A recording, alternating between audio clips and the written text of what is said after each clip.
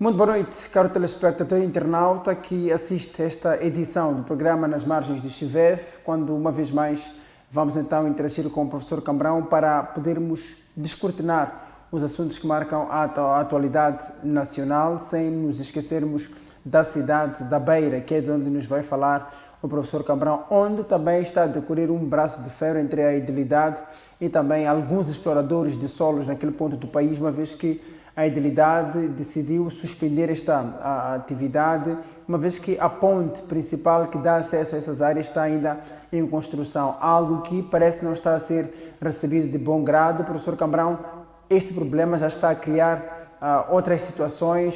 O que é que está a acontecer efetivamente? Antes de tudo, caro Judge, saudações a si, saudações aos nossos internautas e telespectadores da EPC Televisão e a todos aqueles que mais tarde poderão acompanhar o nosso programa do Chivev. De facto, o município da Beira trava a exploração de solos no bairro de Ndunda. E o adágio é sem ponte, sem caminhões. Ou seja, se não há ponte, então não há caminhões. O município colocou um basta, disse se fini, enough is enough. Não faz sentido, Judge, que hajam caminhões pesados a circular e a explorar solos numa zona onde a ponte ainda não está pronta. Lembro-me de um documentário, quando eu ainda estava a estudar, fora do país, sobre a República Democrática do Congo, que seria um dos países mais ricos de África e até do mundo. Mas depois apareceu um caminhão com a ré e dizia o documentário: o que fica para este povo é apenas esta poeira. E o caminhão carregava urânio. Um cenário equiparável a este do bairro de Ndunda. As pessoas não usufruem da riqueza, do recurso que felizmente Deus providenciou ou a natureza providenciou. Acho eu que, para o caso de Ndunda, a mobilidade das pessoas é muito importante. Não só mobilidade, segurança, acesso. Isso não é apenas um detalhe técnico. É sim a vida das pessoas que está em causa, que procuram a sobrevivência caminhando. Imagina que depois não se criam as mínimas condições para pelo menos as pessoas se moverem e poderem ter o pão de cada dia. Claro que o Conselho Municipal não é de toda uma entidade sagrada. Tem cometido alguns erros, já comentámos sobre isso, questão do lixo, dos buracos que graçam e desgraçam a cidade da Beira. Mas uma coisa não tem nada a ver com a outra. Neste caso, a decisão foi mesmo acertada, foi justa. É uma questão de justiça, de dar a César o que é de César. Portanto, nada de dois pesos, duas medidas. Aqui sim, está de parabéns o município da Beira. De facto, Cari está a procurar pôr Beira nos Caris. Portanto, sem ponte não deve haver caminhões. Não é travar o desenvolvimento, alguém já apareceu a comentar isso. Pelo contrário, é lutar pelo desenvolvimento das pessoas, das sociedades, das comunidades e dos munícipes. Porque ignorar as condições reais da vida da comunidade, da vida dos munícipes, é até criar mais problemas. Desta vez, pelo menos, parece que alguém parou para ouvir o clamor da população de Ndunda, que algumas vezes se sente marginalizada, qualquerizada, excluída. Está de parabéns o município da Beira. E há aqui um ponto que também merece reflexão nesta questão. Afinal, qual é a responsabilidade das empresas que usam aquela via para escoar seus produtos? Não só aquela via, como também outras vias de Moçambique, empresas de mineração, de exploração de areias pesadas, tantas outras. Ora, convenhamos, em muitos contextos globais ou planetários, quando uma empresa depende diretamente de uma estrada ou ponte para o seu negócio, ela própria investe, pavimenta, coloca alcatrão, melhora a drenagem e tantos outros aspectos para que a mobilidade seja uma realidade vivencial para o bem das empresas, mas também para o bem da população. Isto não é questão de caridade, é questão de justiça social. Se o lucro sai por ali, faz sentido que parte do investimento também entre para aquele lugar. Isso não significa substituir o papel do município, nada disso. A responsabilidade pública continua a ser pública. Mas também não podemos normalizar a ideia de que o setor privado só extrai e vai embora, deixando para trás o desgaste das vias e os transtornos para a população. Aliás, como tenho dito, caro Judge, estamos numa sociedade de providência, onde todos, refiro-me ao governo, municípios, empresários, organizações de sociedade civil, partidos políticos, confissões religiosas, todas essas entidades têm responsabilidades para o próprio bem-estar. Tenho dito também, já não estamos no estado de providência, no estado social, no estado assistencialistas, pois estamos no estado capitalista e liberal, daí que nós devemos unir as forças para ter cada vez uma sociedade de bem-estar para todos. O princípio deve ser, querem explorar? Então participem na requalificação da infraestrutura que usam. Ganha a empresa, ganha a comunidade, ganha o município e ganham os munícipes. Pois, É isto que eu tinha a comentar, caro Diego, para este nosso primeiro ponto de hoje. A olhar agora para a situação em que nós enfrentamos no país, a dívida interna está praticamente insustentável, a folha salarial do país, do Estado, também está gorda, e o FMI veio alertar sobre esta situação e também a olhar para o crescimento econômico que está aquém do desejado. Como é que nós vemos então esta situação e a olhar para o dia a dia do povo moçambicano? Sim, caro Judge, a ladainha dos dias que correm, o refrão ou o salmo laudatório tem sido a luta pela independência econômica. Mas o Fundo Monetário Internacional, como bem dizias, alertou que Moçambique enfrenta condições de financiamento cada vez mais difíceis, levando, e temos sentido isso, a cortes na aquisição de bens e serviços, e o ano passado registrou um crescimento econômico de apenas 0,5%. Importa dizer que este alerta do FMI não é apenas um número frio no relatório, nada disso. Quando se fala de crescimento em 0,5% e crise de liquidez, isso traduz-se em algo muito concreto, caro Judge. O Estado sem dinheiro para pagar contas básicas, temos sentido isso, bancos com medo de emprestar, fornecedores à espera que sejam pagos e serviços públicos a funcionar ao limite ou no limite. É verdade que não é um país pobre em recursos e o saudoso Afonso Djacama dizia que Moçambique não é um país pobre, é um país empobrecido.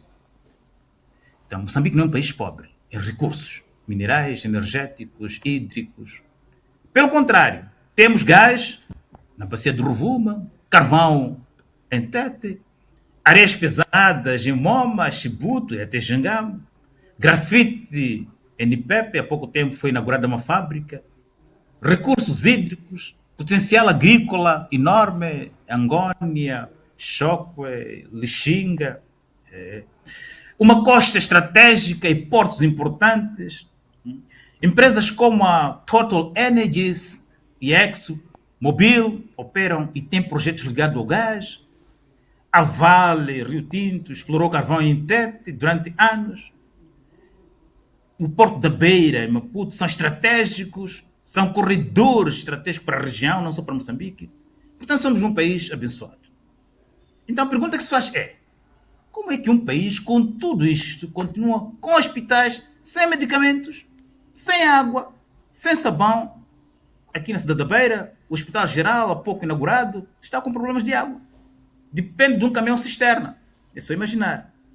As escolas sem condições mínimas para o processo de ensino e aprendizagem, salários públicos baixos, que mal chegam e pagos com algum atraso.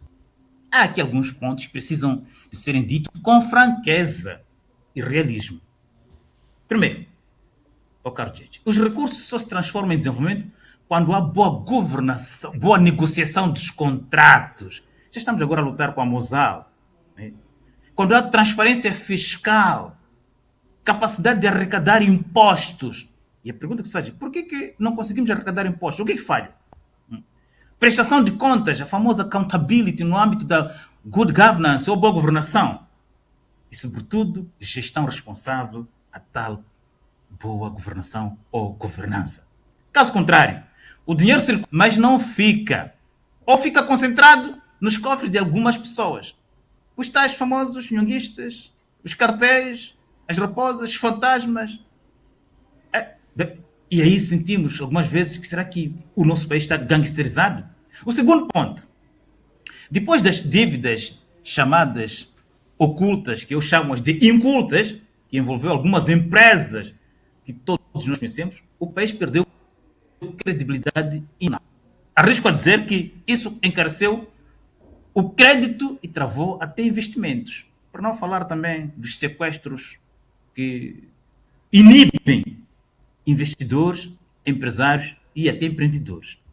Quando o Estado gasta mais do que arrecada e depende de empréstimos para tapar buracos, chega um momento em que a bola de neve fica grande demais.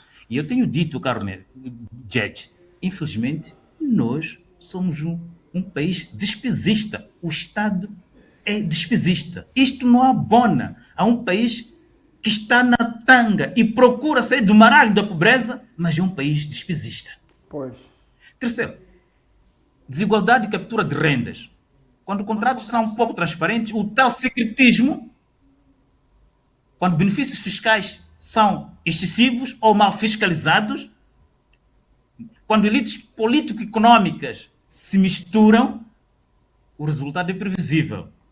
Uns, cada vez mais ricos, a viver a grande francesa, a viver no luxo, ou então na relva, e outros, que é a maioria, cada vez mais pobres, a viver do pão que o diabo amassou, ou então no lixo, para não dizer também na selva, entre aspas.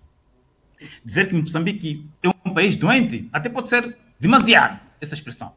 Mas que há sintomas preocupantes, temos serviços públicos frágeis, dependência crônica de ajuda externa, do Fundo Monetário Internacional, do Banco Mundial, ou seja, das instituições da Bretton Woods, para não falar até de parceiros bilaterais, baixa diversificação econômica, fraca industrialização. No passado nós tínhamos fábricas, por exemplo, Textáfrica, Texlon, Texmanta. Hoje em dia até a agulha temos que importar, ao caro gente. A agulha. Para não se falar também da corrupção estrutural, que graça e desgraça esta pátria, que é uma pátria amada, mas que infelizmente algumas vezes é mamada, tramada e armada. Mas também é preciso ter cuidado para não cair no fatalismo. Países não são doentes por natureza. Ficam doentes por escolhas políticas, por instituições fracas e por falta de prestação de contas, transparência, accountability, responsabilidade na gestão da rede pública. É possível sairmos deste marasmo em que nos encontramos. É preciso ter coragem. A saída na lista cinzenta já é um passo técnico importante, mas não resolve o essencial.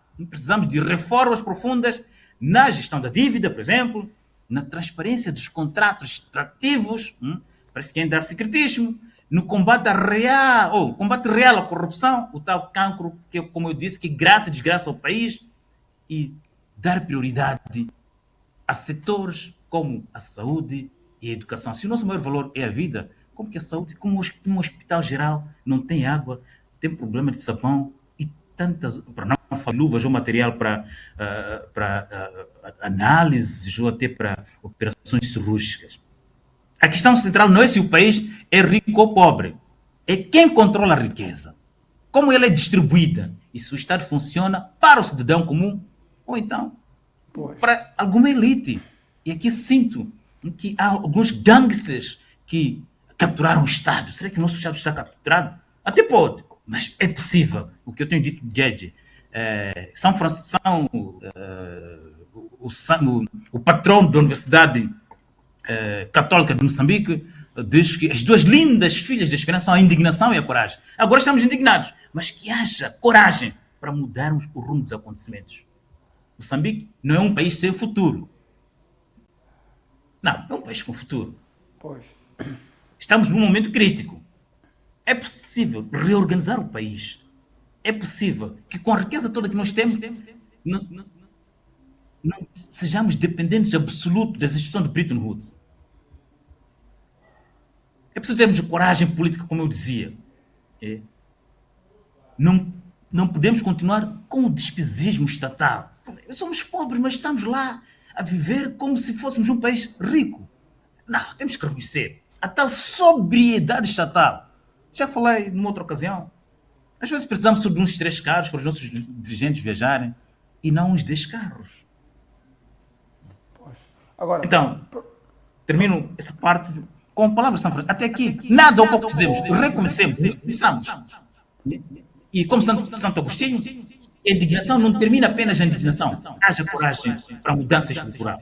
pois, professor, há um tema também que veio já mexer com a opinião pública, que tem a ver com a morte de uma jovem no posto de saúde hospital de Vilanculo, Vânia Guente, que perdeu a vida em Inhambane, que os seus restos mortais foram trasladados já para a Sofala. Fala-se aqui da probabilidade de ter havido uma negligência por parte dos funcionários de saúde, mas também uma coisa que se calhar não se esperava é que o governador provincial estivesse também na família e não só a levar uma mensagem emitida pelo próprio presidente da República. Como é que olha para este cenário?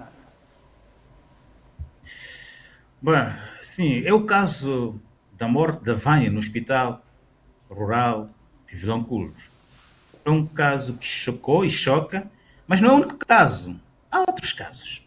Este é um caso porque chegou aos mídias, chegou às estruturas políticas e até governamentais.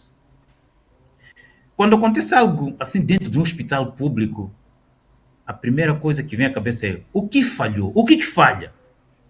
E o slogan do Ministério da Saúde, o nosso maior valor é a vida. Mas essa mesma vida é posta em causa por aqueles que deviam defendê-la. Hospitais existem para cuidar, salvar e proteger. Quando surge uma suspeita, é normal que a sociedade exija respostas. E aqui, outra vez, é a questão de transparência. Né?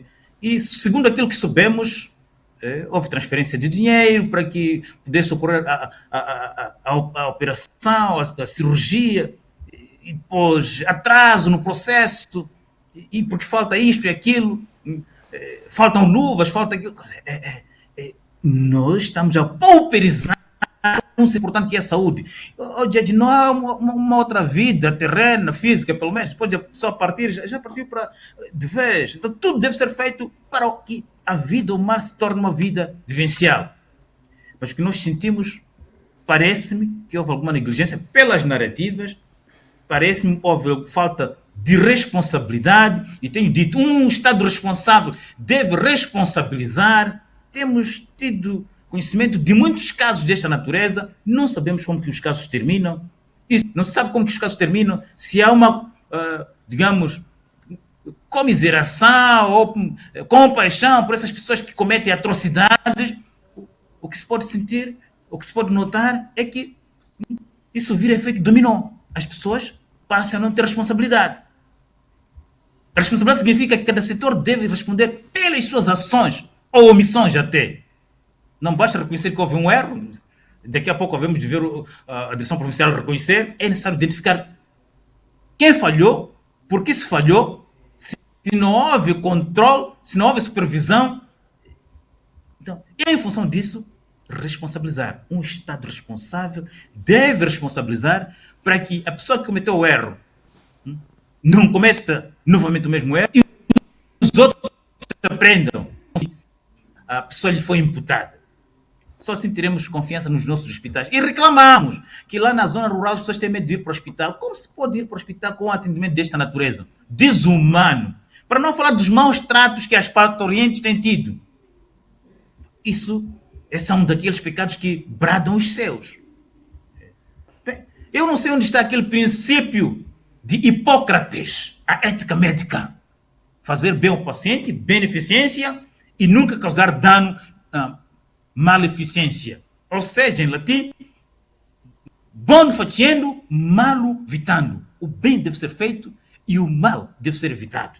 Mas eu digo, Agora, este caso professor, é motivo para que os profissionais de saúde tomem a sério a sua função e, sobretudo, haja responsabilidade e responsabilização e respeito pela vida humana. Três R's. professor, Respeito, estamos mesmo já a terminar responsabilidade. com a nossa conversa, mas queria ouvir a sua opinião. Estamos mesmo já a terminar a nossa conversa, mas queria ouvir a sua opinião. Esta presença do governador provincial e esta mensagem que transmite a dizer que foi o próprio presidente da República que o enviou para que estivesse lá nas cerimônias, embora, curiosamente, mesmo na transladação do corpo, não tenha havido nenhuma manifestação do governo provincial. A transladação do corpo teve que ser feita por dinheiro de vizinhos, filantrópicos. Como é que olha para esta questão? Meu caro Jeje, esta é uma pergunta muito interessante.